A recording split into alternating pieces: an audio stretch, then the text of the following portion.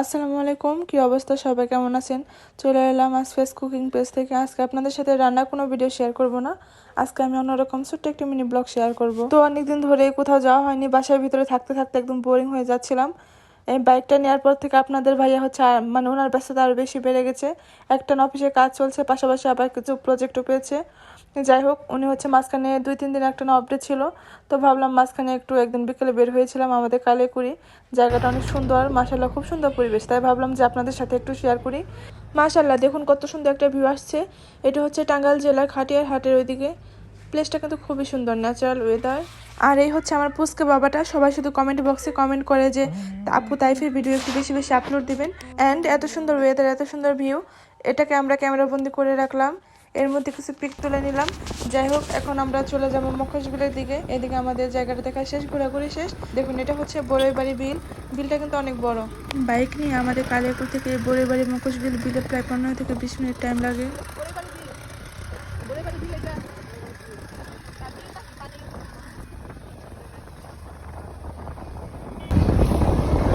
মখশবিলের এই অবস্থা, পানি নাই, পানি ছাড়া মখশবিল। এইটা কি মখশবিল পুরাটাই? মখশবিলে দেখে ধান চাষ করছে এখন।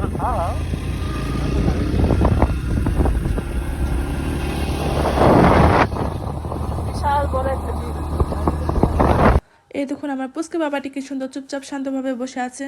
মনে হচ্ছে ওর মতো ভদ্র আর কোনো ছেলে হয় না দুনিয়াতে। যাই হোক, আমরা চলে আসলাম মখশবিলের দিকে। এটা পুরাটা হচ্ছে মখশবিল। অ্যান্ড আমাদের মখশবিলের রাস্তাটাও কিন্তু খুব সুন্দর। ছোটবেলা বইয়ে যেরকম চিত্র দেখতাম গ্রামের দৃশ্য, ঠিক সেই রকম দেখতে। অ্যান্ড একদম ওই দূরে যে সাদা দেখা যাচ্ছে, এগুলো হচ্ছে কুয়াশা। মানে দিনের শেষ তো, সন্ধ্যা হয়ে যাচ্ছে প্রায়, এই কারণে প্রচুর কুয়াশা পড়েছে। মানে এই দৃশ্যগুলো আমি যত দেখছি তত শুধু মুগ্ধ হয়ে যাচ্ছি।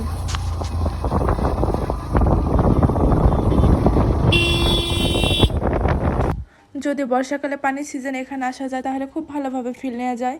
মানে তখন যে এত ভালো লাগে। এই সম্পূর্ণটা কিন্তু হচ্ছে মখশবিল। এখন তো মখশবিলে পানি নেই, এই কারণে হচ্ছে পাতাকপি চাষ হচ্ছে আর অন্যান্য বিভিন্ন রকম সবজি চাষ হচ্ছে। যাই হোক, কথা বলতে বলতে আমরা ছোট্ট একটি রিসোর্টে চলে আসলাম। এটা হচ্ছে বাসবন রিসোর্ট। আমাদের এখানে সবাই এটিকে বাসতল জলকুটির নামে চিনে।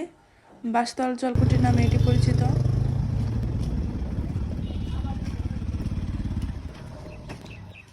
তারিফ, নামতে পারবা?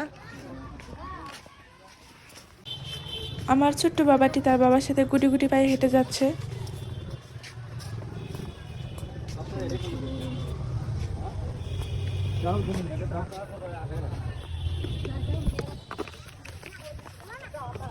যদিও রিসোর্টটি অনেক ছোট, কিন্তু ভিতরে অনেক সাজানো গোছানো ছিল। মাশাআল্লাহ, দেখে খুবই ভালো লাগছে। ভিতরে কিন্তু একদম নিরিবিলি পরিবেশ ছিল। অ্যান্ড আমাদের খন্দকার তাইফ হচ্ছে এখন খাবার অর্ডার দিবে। সে কি খাবার অর্ডার দিবে সেটা হচ্ছে সিলেক্ট করছিল। এখন কি যুগ এলো রে ভাই, সন্তানের কথা নাকি বাবা মায়ের চলতে হয়। যাই হোক, সব কথা তো আর শোনা যাবে না, যেহেতু এই কথাটা শোনার মতো, তাই ওর কথাটা শুনলাম। সে তার ইচ্ছে মতো খাবার অর্ডার করলো। আমার বাবার হচ্ছে বার্গার পছন্দ, সে তার জন্য বার্গার আনলো এবং আমাদের জন্য দই ফুচকা অর্ডার করেছিল। এই দেখুন, আপনাদের ভাই আমাদেরকে দই ফুচকা বানিয়ে দিচ্ছে এবং আমরা বসে বসে খাচ্ছি মা ছেলে। যাই হোক, এখানে খাবারের টেস্ট মোটামুটি ভালো ছিল, খারাপ না। আমাদের বাসা যেতে যেতে কিন্তু একদম রাত হয়ে গেছিলো। তখন রাত প্রায় 9টা বাজে, একদম অন্ধকার। আজকে ঘুরতে ঘুরতে কখন যেত রাত হয়ে গেছে টেরই পায় নাই। যাই হোক, আমাদের এই ছোটো মিনি ব্লগটি আপনাদের সবার কাছে কেমন লেগেছে সবাই কিন্তু অবশ্যই কমেন্ট করে জানাবেন। যদি ভালো লাগে তাহলে অবশ্যই লাইক, কমেন্ট এবং শেয়ার করবেন। দেখা হবে অন্য কোনো ভিডিওতে। সে পর্যন্ত সবাই ভালো থাকবেন, সুস্থ থাকবেন।